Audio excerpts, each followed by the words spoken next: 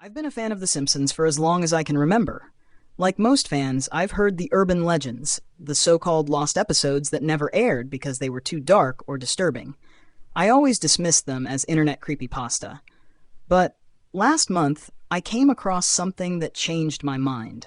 I was browsing a thrift store when I found an old VHS tape labeled The Simpsons 7G6 Alternate Cut. Being a collector, I knew 7G06 referred to Moaning Lisa, an early Season 1 episode.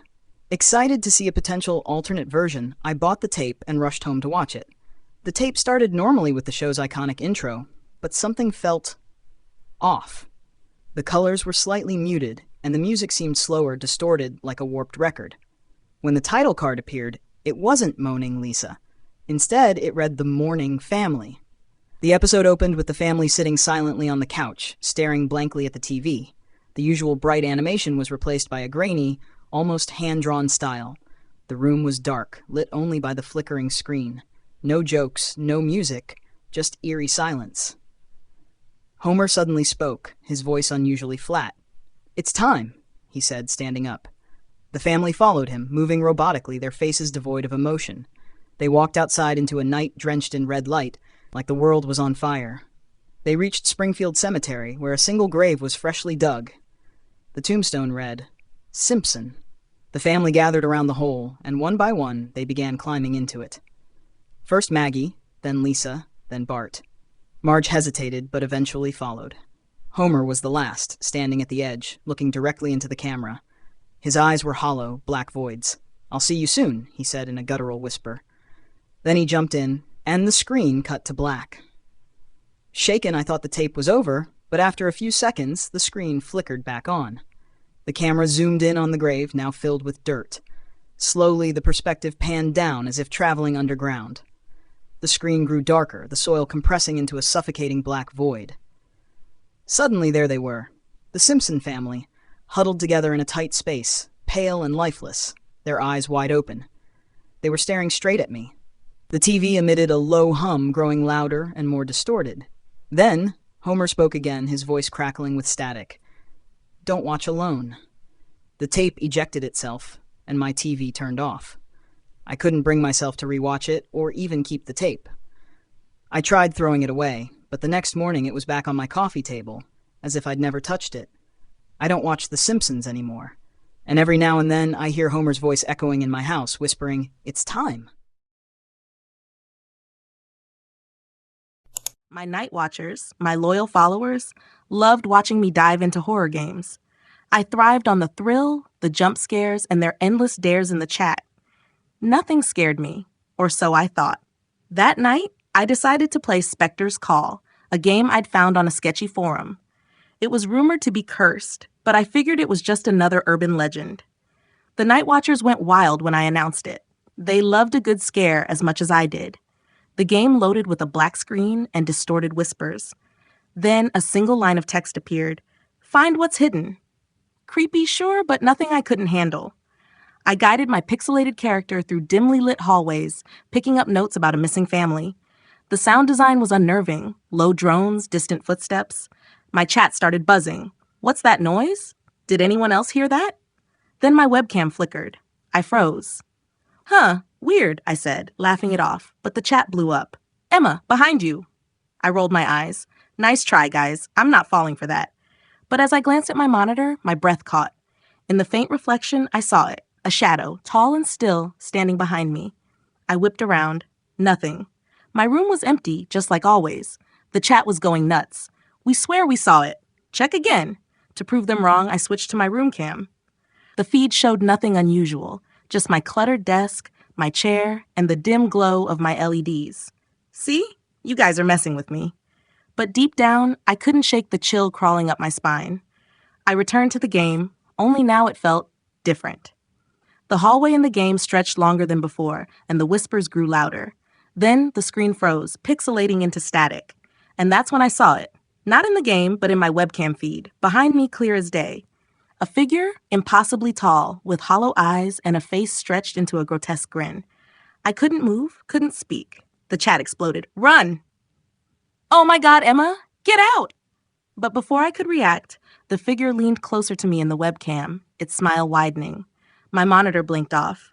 When it came back on, the game was gone, replaced by a single line of text. Found you.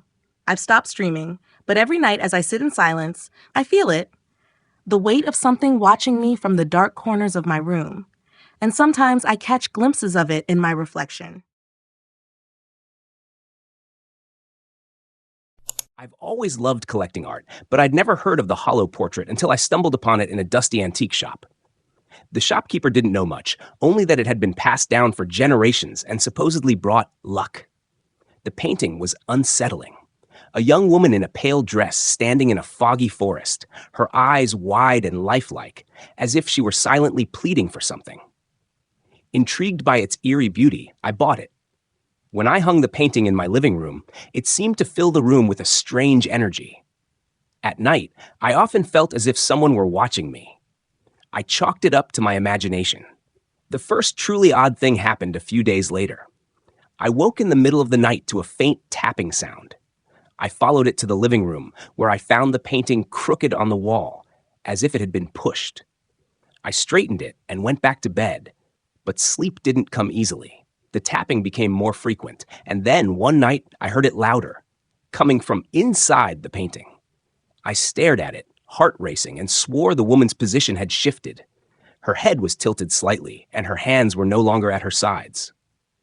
The next day, I couldn't stop looking at it. Her eyes seemed even more lifelike now, her lips slightly parted. The fog in the background appeared thicker, almost moving. I told myself it was just my mind playing tricks. That night, I dreamed of her.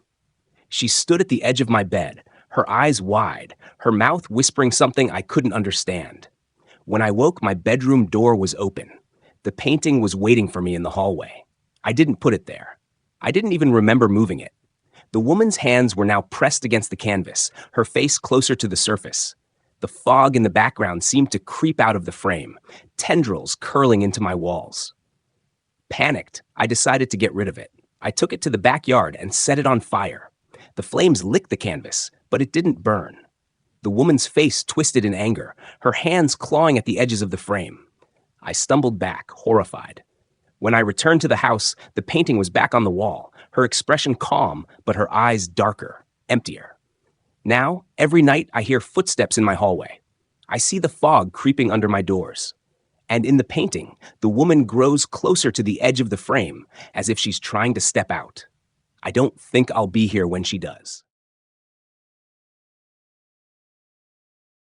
Retirement was supposed to be peaceful.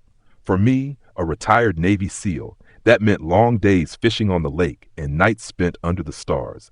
I had seen enough darkness in my years of service to crave nothing but quiet. But the past doesn't let go easily. It started when I moved to a small, secluded cabin near the coast. The town had whispers of strange happenings, but I brushed them off. I'd faced enemies in the shadows of war. No ghost stories were going to shake me. One evening, while fishing, my line caught something heavy. I reeled it in with effort, expecting a large fish or tangled debris.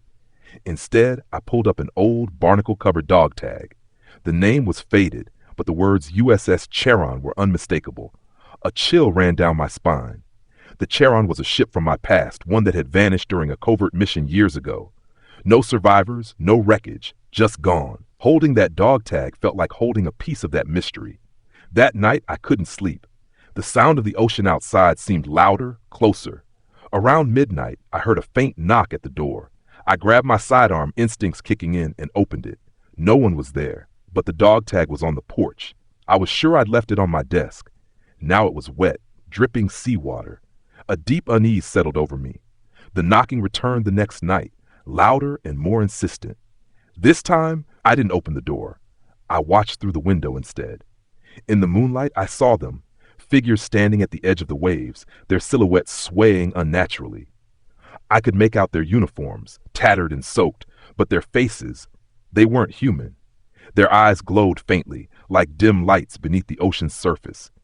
I locked every door and window, but it didn't stop them.